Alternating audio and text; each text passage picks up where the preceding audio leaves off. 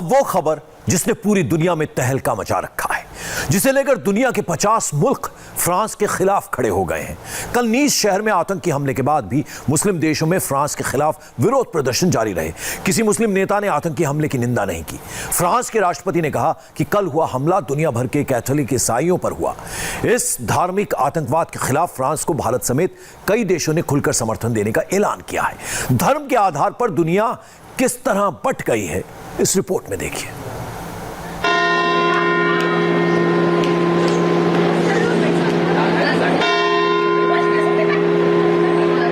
Je veux ici dire, d'abord et avant tout, le soutien de la nation tout entière. मैं यहाँ सबसे पहले Catholic ईसाइयों के प्रति पूरे समर्थन की घोषणा करता हूँ, फिर चाहे वो फ्रांस की हो या दुनिया के किसी अन्य हिस्से के। साल 2016 में फादर हेमले की हत्या के बाद नीस शहर में एक बार फिर कैथोलिक ईसाइयों पर हमला किया गया है, वो भी ऑल सेंट्स की छुट्टियों से ठीक पहले। पूरा फ्रांस कैथोलिक ईसाइयों के साथ मजबूती से खड़ा है और हम इसलिए साथ हैं जिससे हमारे देश में हर धर्म का पालन स्वतंत्र रूप से होता रहे, क्योंकि हमारा देश ऐसा ही है, हमारे मूल्य ऐसे ही हैं। लोग धार्मिक भी हो सकते हैं और नास्तिक भी, लेकिन सबको अपनी आस्था की आज़ादी है। इसलिए आज पूरा देश हमारे कैथोलिक नागरिकों के साथ खड़ा है।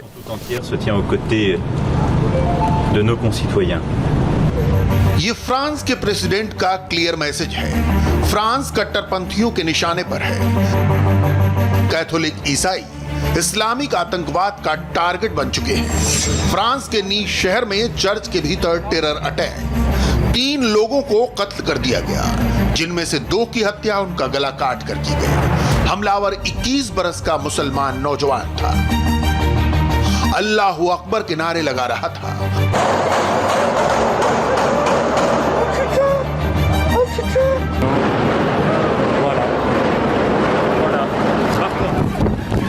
वो ईसाइयों पर हमले की नीयत से ही फ्रांस पहुंचा था।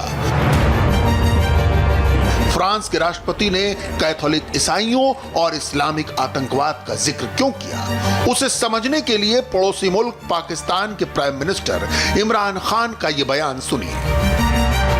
हम सबको इकट्ठे होकर बताना चाहिए मगरिब को कि अगर आप यहूदियों की जो हॉलोकास्ट है उस पे आप इतने सेंसिटिव हैं, और ठीक है आप सेंसिटिव हैं, उनके किसी भी ह्यूमन कम्युनिटी को तकलीफ होती है तो सेंसिटिव होना चाहिए, लेकिन हमारे लिए भी हमारी सेंसिटिविटी देखें कि हमारे लिए ये सबसे अल्लाह की जो किताब है कुरान और नबी सल्लल्लाहु अलैहि वसल्लम का जो प्यार है, ये सबसे ज़्यादा हमें तकलीफ देता है जब इसके खिलाफ इनकी कोई बेहुरमती करते हैं आप।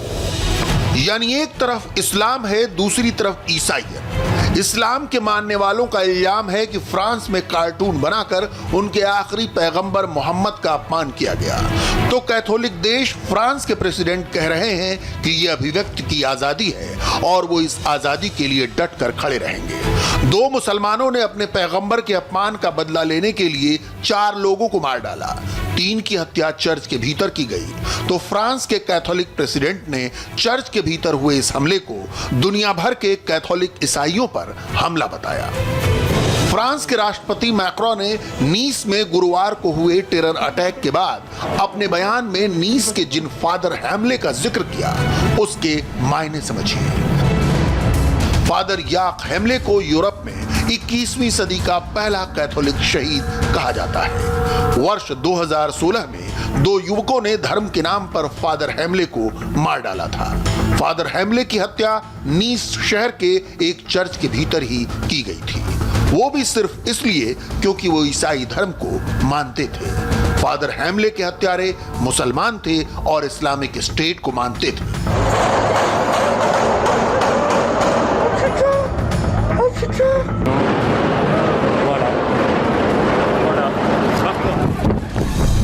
और एक बार फिर नीस में चर्च के भीतर 3 लोगों को मौत के घाट उतार दिया गया।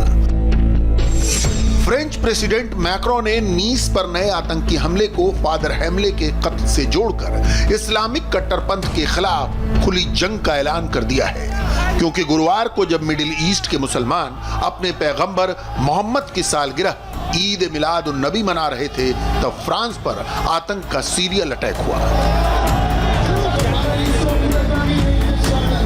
Bien, mesdames, messieurs, Une fois encore, देवियों और सज्जनों, हमारे देश पर एक बार फिर इस्लामिक आतंकवाद का हमला हुआ है। आज सुबह नीस के नोट्रे डैम चर्च में हुए आतंकवादी हमले में हमारे 3 देशवासी मारे गए हैं। साफ है कि फ्रांस पर हमला हो चुका है।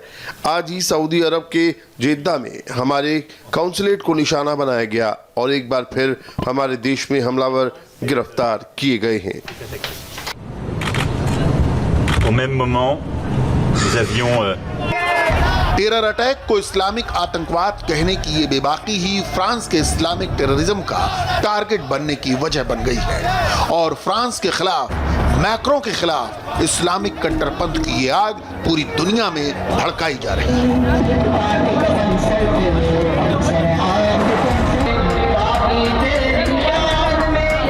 इसकी सबसे बड़ी मिसाल हमारा पड़ोसी मुल्क पाकिस्तान है, जहां हर मौलवी की जुबान पर फ्रांस का नाम है। उसे एटम बॉम्ब से उड़ाने की धमकियां दी जा रही हैं। ऐलान जिहाद करो और सारे मर जाइए, क़यामत वाले दिन हुजूर के सामने तो शर्मिंदगी नहीं होनी। मैं तो मोमिनाना मशवरा दे रहा, कसम ब खुदा मोमिनाना मशवरा दे रहा। 12 रबीउल अव्वल शरीफ की रस्मी इस्लाम बड़ा अमन का दर्स देता है। सारे सदर वजीर आजम सारे की तरफों बयान आने इस्लाम जी बड़ा अमन का और जो चाहते हो दुनिया के आखिरत की इज्जत, जो उम्मत मुस्लिमा की बका चाहते हो, तो फिर इस रबीउल अव्वल में ऐलान करो कि इस्लाम गुस्ताखान रसूल के खिलाफ जिहाद का भी हुक्म देता है। हम ऐलान जिहाद कर रहे हैं। फ्रांस के खिलाफ, मैक्रों के खिलाफ दुनिया भर के मुसलमानों को भड़काने का काम सिर्फ मुल्ला मौलवी कर रहे हों ऐसा नहीं है। टर्की के सदर, पाकिस्तान के वजीर आजम, मलेशिया के एक्स-पीएम सब के सब इस्लाम के नाम पर, पैगंबर के नाम पर फ्रांस के खिलाफ जज्बात भड़काने का काम कर रहे हैं। Siz katilsiniz, katil. ये जो चीज़ें हुई हैं अभी फ्रांस के अंदर, इससे जो मुसलमान बाहर रहते हैं उनके लिए बड़ी मुश्किल ज़िंदगी हो गई है। इस्लामोफोबिया बढ़ गया है, हेट बढ़ गया है उनके ख़िलाफ़। औरतें जो निकाब पहनती हैं उनको इंसल्ट किया जाता है सड़कों पे। मस्जिदों के बाहर अभी मैं भी देख रहा था फ्रांस में लोगों ने मस्जिद तोड़ी हैं। तो पहले तो हमें मुसलमान मुल्क में जो मुस्लिम लीडर्स हैं, हम सबको इकट्ठे होकर बताना चाहिए मगरिब को कि अगर आप यहूदियों की जो हॉलोकास्ट है उस पे आप इतने सेंसिटिव हैं, और ठीक है आप सेंसिटिव हैं क्योंकि उनके किसी भी ह्यूमन कम्युनिटी को तकलीफ होती है तो सेंसिटिव होना चाहिए, लेकिन हमारे लिए भी हमारी सेंसिटिविटी देखें। दूसरों को मुसलमानों के जज्बात समझने की सीख देने वाले इमरान खान ये भूल जाते हैं कि फ्रांस में ईसाइयत के नाम पर किसी का कत्ल नहीं हुआ। हाँ, इस्लाम के नाम पर, पैगंबर मोहम्मद के नाम पर जरूर 3 लोगों के सिर कलम कर दिए गए। इस्लाम के नाम पर दुनिया के तमाम मुस्लिम देशों को एकजुट करने की बात की जा रही है। फ्रांस को मुसलमानों की ताकत दिखाई जा रही है। जाहिर है फ्रांस की अभिव्यक्ति की आजादी को कट्टरपंथियों ने इस्लाम की नाक का सवाल बना दिया है। पैगंबर के नाम पर, अल्लाह के नाम पर मर मिटने के लिए भड़काया जा रहा है। दुनिया भर के मुसलमानों एक हो जाओ का कॉल दिया जा रहा है। जिस वक्त दुनिया भर के मुसलमानों को एक सुर से धर्म के नाम पर हत्या का विरोध करना चाहिए था, वो अभिव्यक्ति की आजादी के खिलाफ लामबंदी में जुट गए हैं। सवाल है कि आखिर ऐसा क्यों है?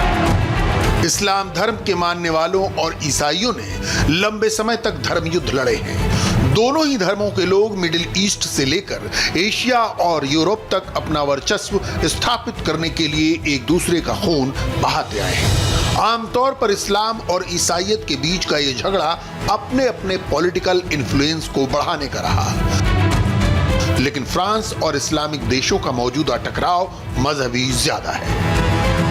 मुसलमान कहते हैं कि उनके पैगंबर मोहम्मद की तस्वीर नहीं बनाई जा सकती, उनका कोई कार्टून बनाना कुफ्र है और प्रतिबंधित है। लेकिन फ्रांस की व्यंग्य पत्रिका शार्ली एब्दो ने 2015 में पैगंबर मोहम्मद का एक कार्टून छापा, जिसके बाद उसी साल शार्ली एब्दो के दफ्तर पर आतंकी हमला हुआ। 16 अक्टूबर को पैगंबर मोहम्मद का यही कार्टून अपनी क्लास में दिखाने पर एक मुस्लिम युवक ने उनका सिर कलम कर दिया। और जब फ्रांस के राष्ट्रपति मैक्रों ने इसे इस्लामिक आतंकवाद कहा तो पूरी दुनिया के मुसलमान देशों में उनके खिलाफ प्रदर्शन होने लगे। leur permettre de faire leur métier qui est le plus beau qui soit. आज शाम जो हुआ वो कोई दुर्घटना नहीं थी। हमारे एक अध्यापक का कत्ल किया गया। हत्यारा हमारे गणतंत्र का गला घोटना चाहता था और उन मूल्यों का वध करना चाहता था जो हमारे देश का अभिन्न अंग है, जो रोशनी हम अपने बच्चों को देते हैं जिससे कि वो धार्मिक हो या ना हो मगर अपनी जिंदगी जीने के लिए स्वतंत्र हो। ये हमारे अस्तित्व की लड़ाई है। Religion, d'en faire des citoyens libres. Cette bataille, c'est la nôtre et elle est existentielle. एक कार्टून को इस्लाम ने अपने ऊपर हमला बना लिया और फ्रांस के अस्तित्व के लिए उसका कट्टरपंथ खतरा बन बैठा। इसकी बड़ी वजह वो भड़काऊ बातें हैं जो अपनी राजनीति चमकाने के लिए दुनिया भर के मुसलमान नेता आज कर रहे हैं। कि जब एक फॉर्मर प्राइम मिनिस्टर मलेशिया का ये कहे कि करोड़ों फ्रांसीसियों को मार देना चाहिए और वो पब्लिकली ये बात कहे ट्विटर पे, तो आप क्या कहेंगे उसको? इमरान खान साहब को देख लीजिए, इतनी गैर जिम्मेदारी की बातें करना, और दूसरे मुल्क में आप खड़े हैं जाके कि हमको फ्रांस में पनाह दी जाए, हमको जो लेटेस्ट हमला किया जिस बच्चे ने, वो टूनिशिया से 3 दिन पहले आया फ्रांस, छूटते के साथ ही गला काट दिया, वो भी चर्च में जाके। अगर फ्रांस के खिलाफ दुनिया के तमाम मुस्लिम देश इकट्ठा हो रहे हैं तो नीस में हुए हमले के बाद पश्चिमी देश भी फ्रांस के साथ खड़े हो रहे हैं। जर्मनी ने खुलकर कहा है कि वो इस्लामिक आतंकवाद के खिलाफ फ्रांस के साथ है। ऑस्ट्रेलिया ने भी फ्रांस का खुलकर समर्थन कर दिया है।